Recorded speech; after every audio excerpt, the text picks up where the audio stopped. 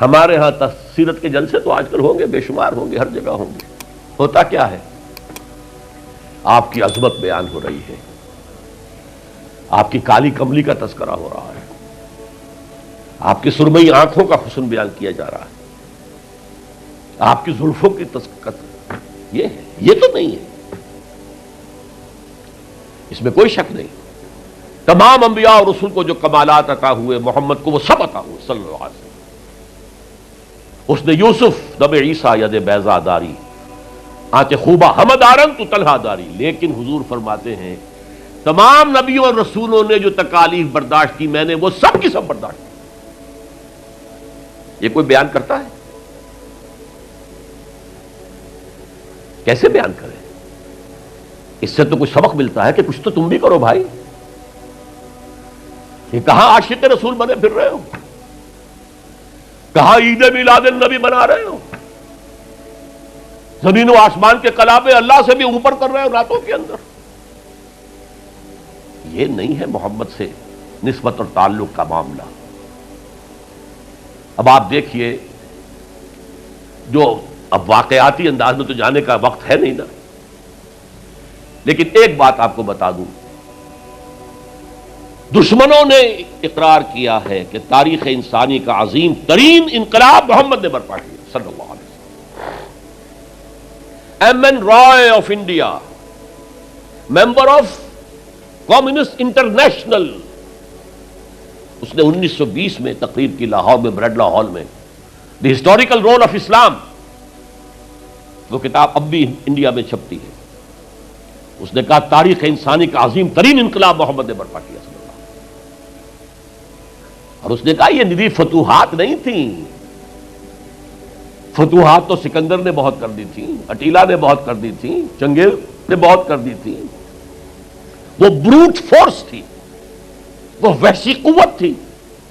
اور محمد کی فتوحات اور ان کی امت کی فتوحات سے نئی تہذیب دنیا میں آئی، نئی روشنی دنیا میں آئی، نئے علوم ایجاد ہوئے، دنیا منور ہو گئی.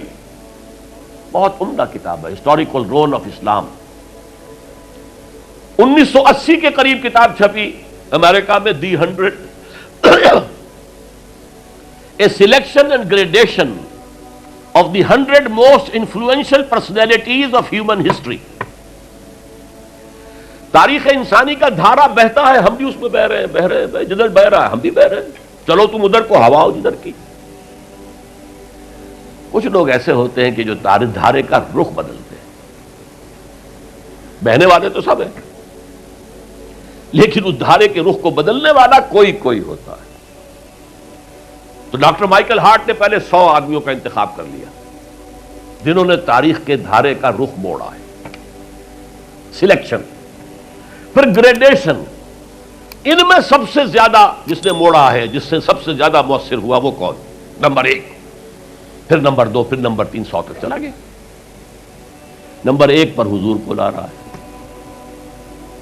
عیسائی ہے اور ابھی تک کوئی اطلاع نہیں ہے اس کے اسلام لے آنے کی. زندہ ہے، مینہٹن میں رہتا ہے. اس نے پھر اس کی وجہ بیان کی کہ naturally I own an explanation. Jesus کو جسے خدا مانتے ہیں اسے نمبر 3 پہ لے گیا، حضور کو نمبر 1 پر. اور جواب کیا دیتا ہے؟ ایکسپلینیشن کیا ہے؟ This is because he is the only person supremely successful in both the religious and secular fields. جتنے بڑے لوگ دنیا میں ہیں وہ یا ادھر اونچے ہیں تو ادھر کچھ نہیں، ادھر اونچے ہیں تو ادھر کچھ نہیں. بڑے حکمران، بڑے فاتح، اخلاقی اور دینی اور روحانی اعتبار سے 0 بلکہ مائنس. بڑے مذہب، اخلاقی تعلیمات، روحانی تعلیمات بہت اونچے، گوتم بدھ، حضرت مسیح، لیکن ریاست، حکومت، سیاست 0. ایک ہی شخص ہے، ایک شخص ہے. کتنی بڑی سچائی اس کے قلم سے نکلی ہے. دی only person supremely successful in both the religious and the secular fields. بہرحال یہ سمجھیے کہ تکمیل رسالت کا یہ مرحلہ ہے، یہ مظہر ہے. اگر حضور نے اس کو قائم کر کے نہ دکھایا ہوتا تو کہا جا سکتا تھا کہ ٹھیک ہے جی نظام تو بڑا اچھا ہی ہے، لیکن یہ انہونی بات ہے. بھلا کوئی بات ہے؟ سید القوم خادمہم، قوم کا سردار خادم ہوتا ہے، شاعری ہے یہ، اچھا شعر کہہ دیا ہے، لیکن محمد نے وہ نظام قائم کیا جہاں ابو بکر اور عمر خادم تھے، چٹائیوں پر بیٹھتے تھے، پیون لگے ہوئے کپڑے پہنتے تھے، رات کو گشت کے دوران کسی عورت کے کراہنے کی آواز آئی ہے، پتہ کیا، معلوم ہوا کہ درد ذہ میں ہے اور کوئی اٹینڈ کرنے والا نہیں ہے، فوراً گھر گئے، اپنی بیوی کو لے کر آئے، فرسٹ لیڈی، اور اس نے مڈ وائف کا کام کیا ہے۔ ایک اور جگہ دیکھا، بچوں کو رونے کی آواز آئی، پوچھا کیا ہے؟ ماں نے کہا کہ میرے پاس کھانے کو کچھ نہیں ہے، بچے بھوک سے بلک رہے ہیں، اور میں نے یہ صرف ہانڈی چڑھا دی ہے چولہے کے اوپر کے دھوکہ دینے کے لیے کہ کچھ پکا رہی ہوں، تھوڑی دیر میں روتے دھوتے سو جائیں گے۔ کانپ گئے بیت المال، وہاں سے ایک بوری آٹے کے لیے اپنے کندھے پر، غلام سے کہا میرے کندھے، اس نے کہا میں نہیں چلتا ہوں حضرت، نہیں، قیامت میں تم میرا بوجھ نہیں اٹھا سکو گے، اپنے کندھے پر بوری لگ کر گئے ہیں، وہاں جا کر کھانا پکوایا ہے۔ یہ سید القوم خادم ہوں، کبھی دیکھی تھی دنیا نے یہ بات؟ قائم کر کے دکھایا، نوع انسانی پر حجت قائم کی ہے۔ مائیکل ہارٹ نمبر 1 پر لا رہا ہے، آپ غور کیجیے۔ ایچ جی ویلز کی بھی اب وقت نہیں ہے میرے پاس، میں نے وہاں تقریر کے اندر پوری واضح کی یہ بات، اس کی شہادت، حالانکہ وہ شاتم رسول ہے، حضور کو گالیاں دی ہیں اس نے، بالکل رشدی کی طرح، اور تسلیمہ نسرین جو ہے بنگلہ دیش کی، اس کی طرح، لیکن ایک اعتبار سے گھٹنے ٹیک کر حضور کی مدح کرنے پر مجبور ہے۔ تو یہ اصل میں بات تکمیل رسالت ہے، پیش کر دینا، پہنچا دینا، وما علینا الا البلاغ، یہ بھی رسالت کا معاملہ ہے، یہ ابتدائی مرحلہ ہے۔ اس نظام کو قائم کر کے دکھانا، انقلاب برپا کرنا، اس کو چلا کر دکھانا، چاہے وہ 30 برس رہا، لیکن دنیا کا کوئی دوسرا نظام تو ایک دن بھی قائم نہیں ہوا۔ جس ڈیموکریسی کا خواب والٹیئر اور روسو نے دیکھا تھا، ایک دن کے لیے بھی نہیں آئی۔ یہ تو کیپٹلسٹ کی ڈکٹیٹرشپ ہے جسے جمہوریت کہا جا رہا ہے۔ جمہوریت کہاں ہے؟ It's the dictatorship of the capitalist. Billionaire نہ ہو تو آپ الیکشن کیسے لڑیں گے؟ عام آدمی الیکشن لڑ لے گا۔ دیو استبداد جمہوری قوام پائے کو، تو سمجھتا ہے یہ آزادی کی ہے نیلم پری؟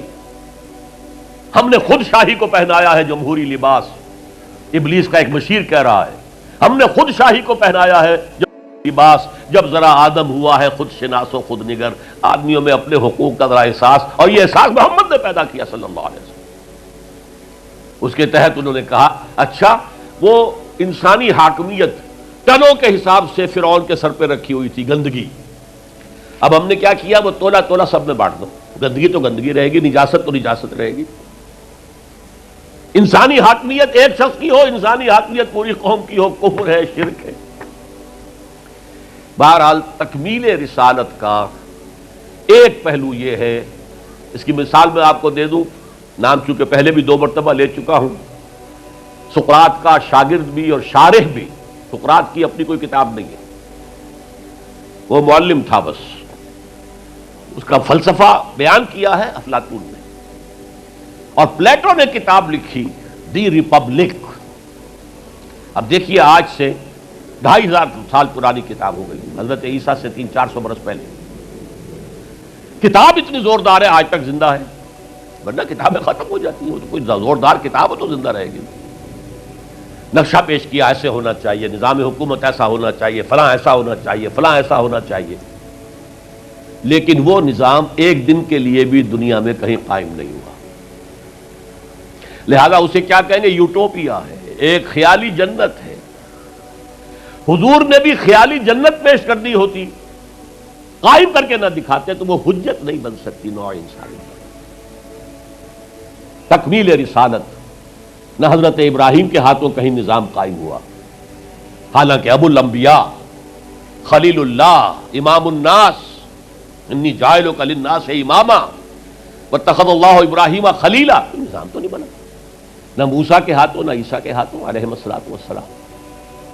یہ صرف محمد الرسول اللہ صلی اللہ علیہ وسلم کا مقام ہے کہ آپ نے ایک عظیم انقلابی جد و جہد میری کتاب لے کر پڑھ لیجیے اگر تقریریں نہ سنی ہو، تقریروں میں مختصر مفصل منہج انقلاب نبوی، اتنا عظیم کارنامہ، عظیم ترین انقلاب جو برپا کیا 23 برس کے اندر حضور نے، تو اس کے منہج کیا تھا، منہاج کیا تھا، طریقہ کار کیا تھا، اسے سمجھیے۔ منہج انقلاب نبوی میری کتاب ہے، 400 صفحے کی، سیرت کا انالیسس ہے، سیرت کا 6 steps of revolutionary process as deduced from the سیرہ of the prophet۔ اس کو فلسفہ سیرت کہیں گے ہم، تو پڑھیے اس کتاب۔